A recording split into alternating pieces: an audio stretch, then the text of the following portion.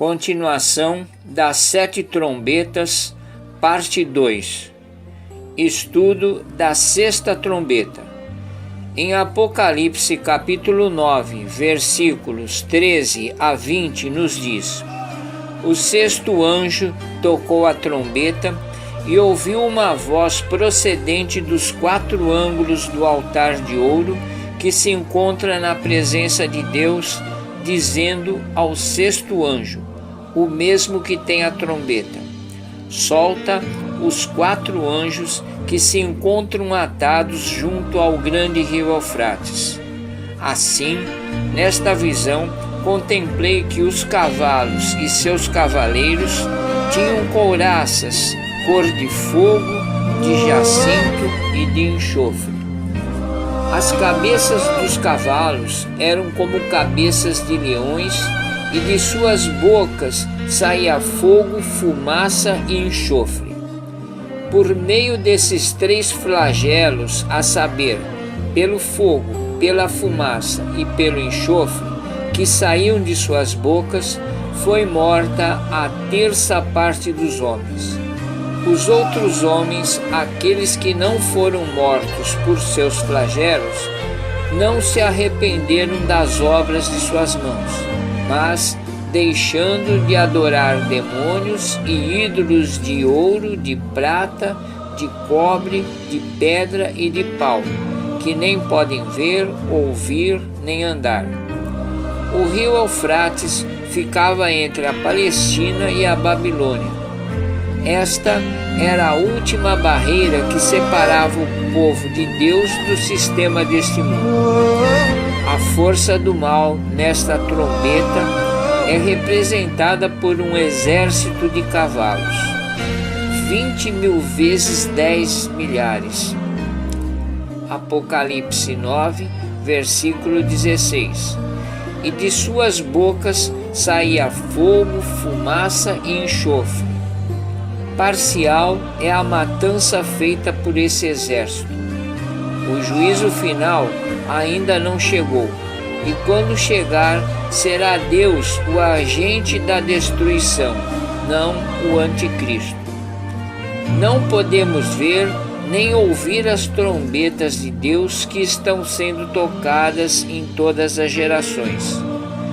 Enquanto as forças do maligno, Satanás, demônios e anticristo fazem sua obra de destruição e tormento, o Senhor conclama ainda o homem ao arrependimento. Grande parte recusa a oferta divina de misericórdia e salvação. A derradeira palavra não foi pronunciada. Ainda a última trombeta não tocou. Vamos agora falar sobre o livrinho mencionado na Bíblia antes das 7 trombetas.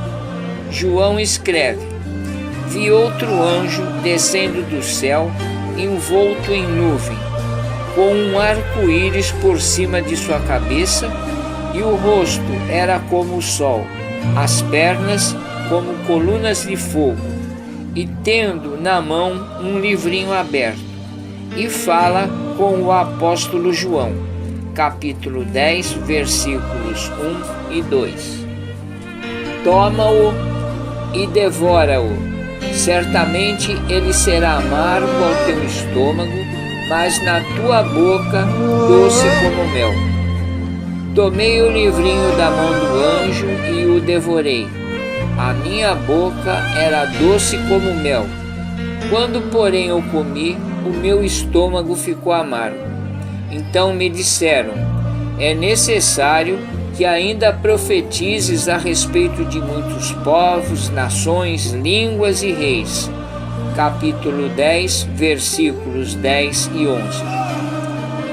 O livrinho que João recebeu do anjo representa o evangelho que seria pregado a muitos povos. O seu lado doce é a salvação, o seu lado amargo, a promessa de julgamento que faz parte da mensagem do Evangelho. Por isso, quem crê no Filho tem a vida eterna.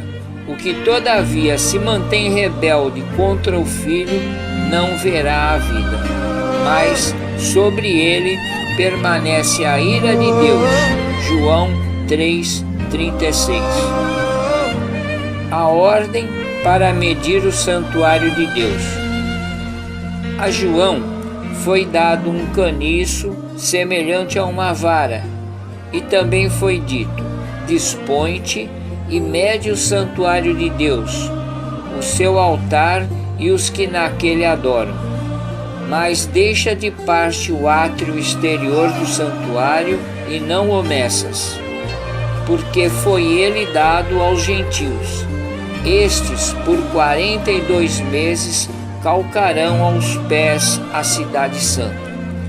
João fala sobre duas partes: o velho templo do Senhor, onde havia no Velho Testamento o santuário e os átrios. Foi este lugar de sacrifícios, expiação de pecados e louvor a Deus. Mas o santuário de Deus foi para aquele povo intocável. Por isso, a João foi determinado medir com uma vara o santuário de Deus e o seu altar, e os que nele adoram. Os que estão nos átrios exteriores não são medidos, pois não gozam da proteção de Deus. Tão somente os que estão no santuário de Deus é que o são. Em Coríntios 3,17 nos diz: se alguém destruir o santuário de Deus, Deus o destruirá, porque o santuário de Deus, que sois vós, é sagrado. Será que diante de tantas profecias sobre os tempos, o povo de Deus não tem capacidade de entender que este santuário do Senhor foi medido e que ele é sagrado e imune às forças do mal? Pois é justamente esta mensagem do Apocalipse para a igreja. As duas testemunhas mártires. No capítulo 11, versículos 3 a 6, nos mostra um retrato da igreja configurada por duas testemunhas. Por que duas?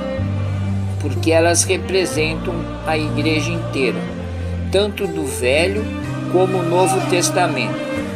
Eis a descrição destes indivíduos que compõem a igreja. Versículo 4. São estas duas oliveiras e os dois candeeiros que se acham em pé diante do Senhor da terra. Os dois candeeiros já são conhecidos, são as igrejas do Velho Testamento e no Novo Testamento. Versículo 5. Se alguém pretende causar-lhes dano, sai fogo da sua boca e devora os inimigos. Se alguém pretender causar-lhes dano, certamente deve morrer. Este é o símbolo de força e poder do Evangelho que atormenta o pecador. Versículo 6.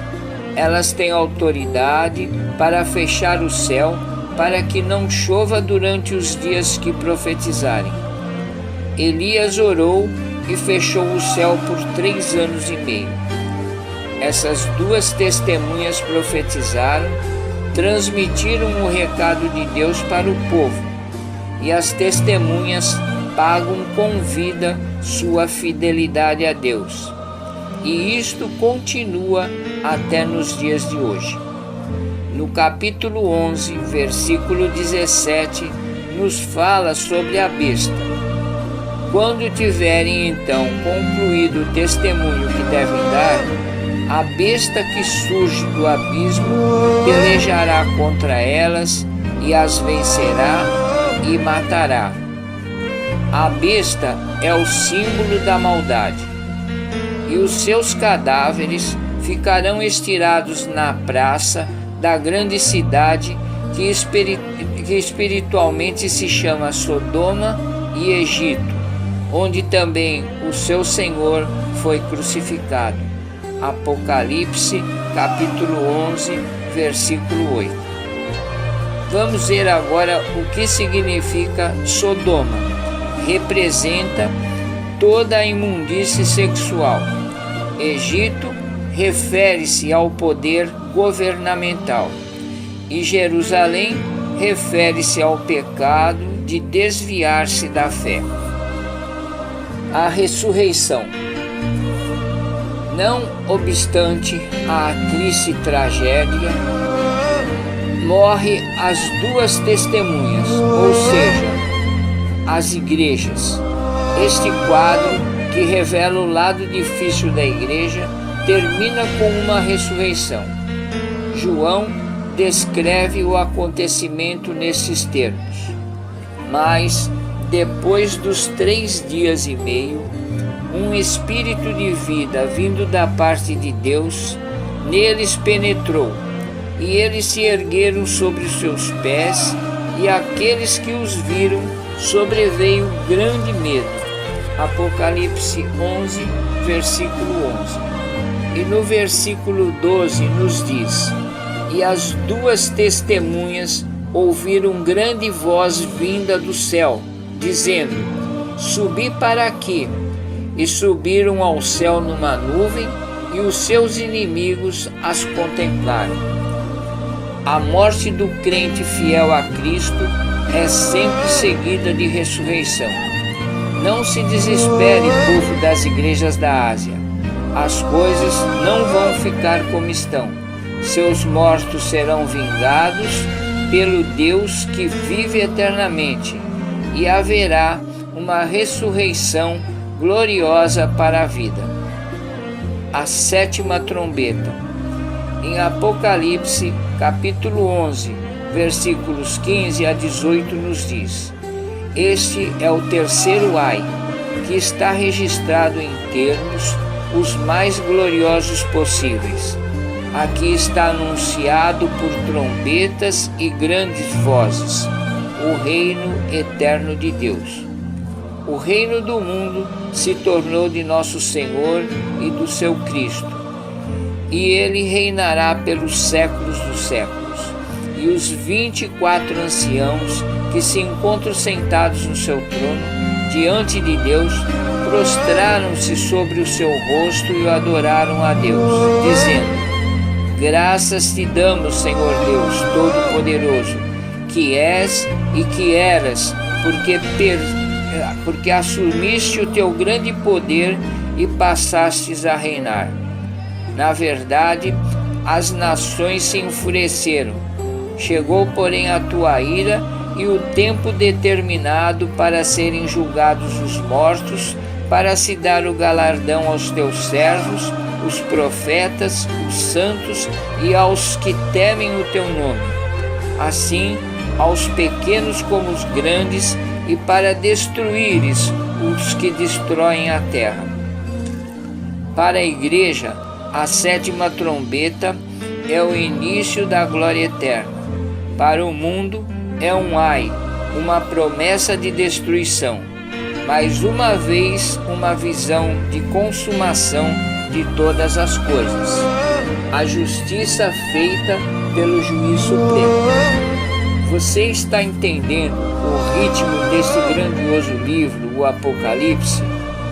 Com os símbolos conhecidos pelo povo de Deus, cuja chave é a própria Bíblia, podemos perceber a mão de Deus sobre todos os acontecimentos históricos e proféticos. O Cordeiro está no trono. Ele é quem dá a última palavra. Ele está no controle de tudo. Amém? Eu sou Carlos Calmar e aprendemos que os selos e as trombetas são alertas e convites de Deus para chamar o povo ao arrependimento. Vamos dar glória ao Cordeiro, pois o seu sangue nos purifica de todo pecado, garantindo-nos um lugar junto ao Senhor, onde o glorificaremos por todo sempre. E a paz do Senhor Jesus reine sempre em nossas vidas.